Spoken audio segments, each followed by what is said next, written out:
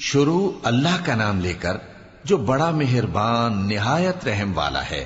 حامیم، یہ کتاب اللہ کی طرف سے نازل ہوئی ہے جو غالب ہے، حکمت والا ہے۔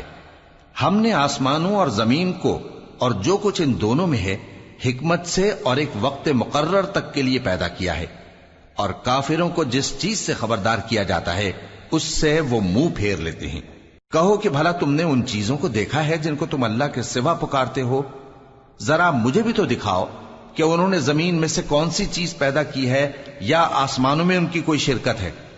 اگر سچے ہو تو اس سے پہلے کی کوئی کتاب میرے پاس لاؤ، یا تمہارے پاس علم انبیاء میں سے کچھ ہو تو اسے پیش کرو۔ اور اس شخص سے بڑھ کر کون گمراہ ہو سکتا ہے جو ایسے کو پکارے جو قیامت تک اسے جواب نہ دے سکے اور ان کو ان کے پکارنے ہی کی خبر نہ ہو۔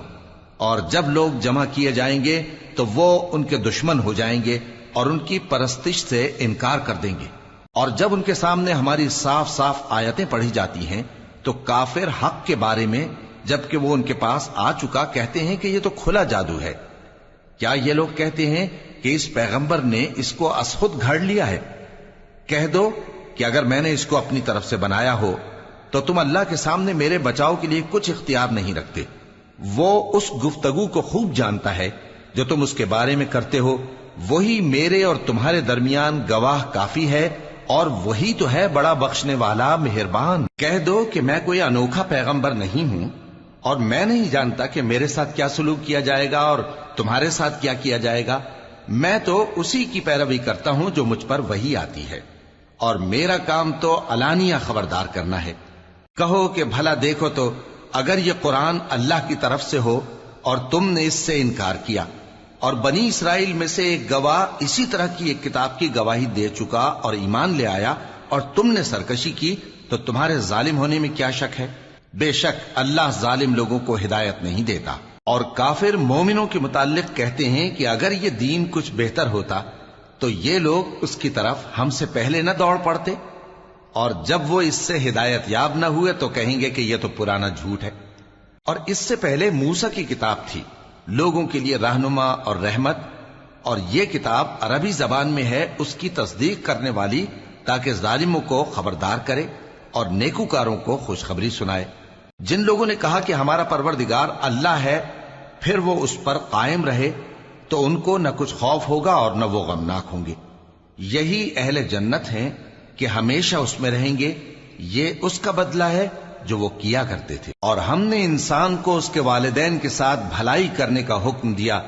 اس کی ماں نے اس کو تکلیف سے پیٹ میں رکھا اور تکلیف ہی سے جنا، اور اس کا پیٹ میں رہنا اور دودھ چھڑانا 2.5 برس میں ہوتا ہے، یہاں تک کہ جب وہ پختہ عمر کو پہنچ جاتا ہے اور 40 برس کا ہو جاتا ہے تو کہتا ہے کہ اے میرے پروردگار، مجھے توفیق دے کہ تو نے جو احسان مجھ پر اور میرے ماں باپ پر کیے ہیں ان کا شکر گزار بنوں، اور یہ کہ نیک عمل کروں جن کو تو پسند کرے، اور میرے لیے میری اولاد کو نیک بنا دے۔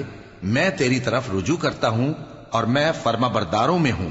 یہی لوگ ہیں جن کے اعمال نیک ہم قبول کریں گے اور ان کے گناہوں سے درگزر فرمائیں گے، اور یہی اہل جنت میں ہوں گے۔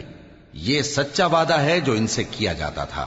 اور جس شخص نے اپنے ماں باپ سے کہا کہ میں تم سے بیزار ہوں، کیا تم مجھے یہ بتاتے ہو کہ میں زمین سے نکالا جاؤں گا، حالانکہ بہت سی قومیں مجھ سے پہلے گزر چکی ہیں؟ اور وہ دونوں اللہ کی جناب میں فریاد کرتے ہوئے کہتے تھے کہ کمبخت، ایمان لا، اللہ کا وعدہ سچا ہے۔ تو کہنے لگا یہ تو پہلے لوگوں کی کہانیاں ہیں۔ یہی وہ لوگ ہیں جن کے بارے میں جنوں اور انسانوں کی دوسری امتوں میں سے جو ان سے پہلے گزر چکی عذاب کا وعدہ تحقیق ہو گیا۔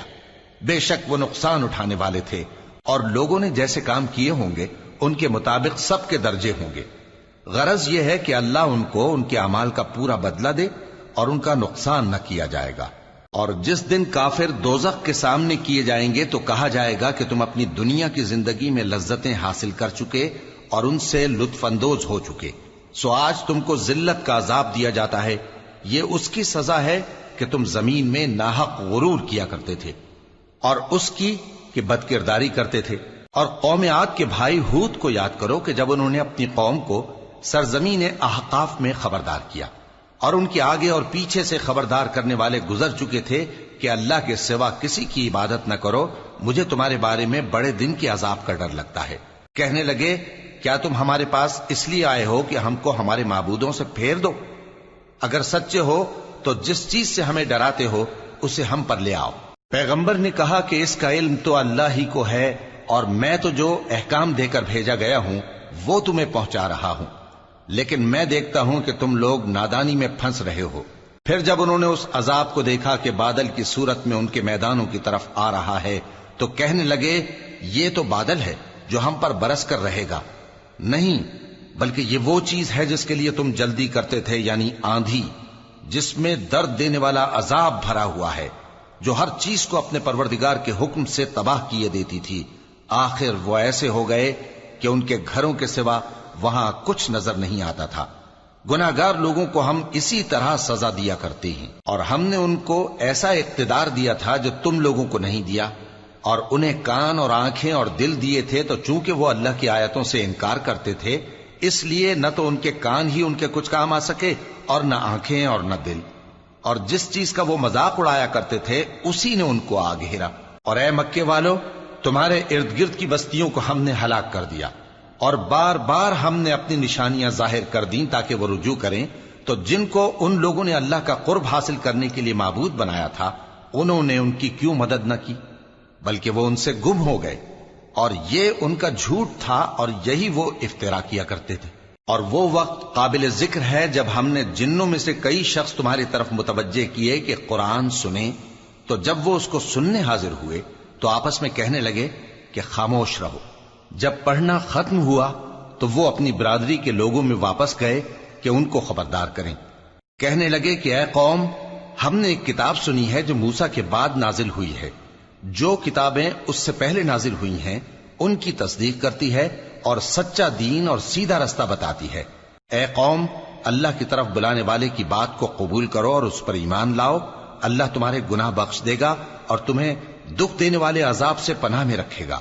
اور جو شخص اللہ کی طرف بلانے والے کی بات قبول نہ کرے گا تو وہ زمین میں اللہ کو عاجز نہیں کر سکے گا، اور نہ اس کے سوا اس کے حمایتی ہوں گے۔ یہ لوگ کھلی گمراہی میں ہیں۔ کیا انہوں نے نہیں سمجھا کہ جس اللہ نے آسمانوں اور زمین کو پیدا کیا اور وہ ان کے پیدا کرنے سے تھکا نہیں، وہ اس بات پر بھی قادر ہے کہ مردوں کو زندہ کر دے؟ ہاں، کیوں نہیں، وہ ہر چیز پر قادر ہے۔ اور جس روز انکار کرنے والے آگ کے سامنے کیے جائیں گے تو ان سے پوچھا جائے گا کیا یہ حق نہیں ہے؟ تو کہیں گے کیوں نہیں، ہمارے پروردگار کی قسم یہ حق ہے۔ اللہ فرمائے گا کہ تم جو دنیا میں کفر کیا کرتے تھے تو اب اس کی وجہ سے عذاب کے مزے چکھو۔ پس اے نبی، جس طرح اور عالی ہمت پیغمبر صبر کرتے رہے ہیں اسی طرح تم بھی صبر کرو، اور ان کے لیے عذاب جلدی نہ مانگو۔ جس دن یہ اس چیز کو دیکھیں گے جس کا ان سے وعدہ کیا جاتا ہے تو یہ خیال کریں گے کہ گویا دنیا میں رہے ہی نہ تھے مگر گھڑی بھر دن۔ یہ قرآن پیغام ہے جو پہنچایا جا چکا، سو اب وہی ہلاک ہوں گے جو نافرمان تھے۔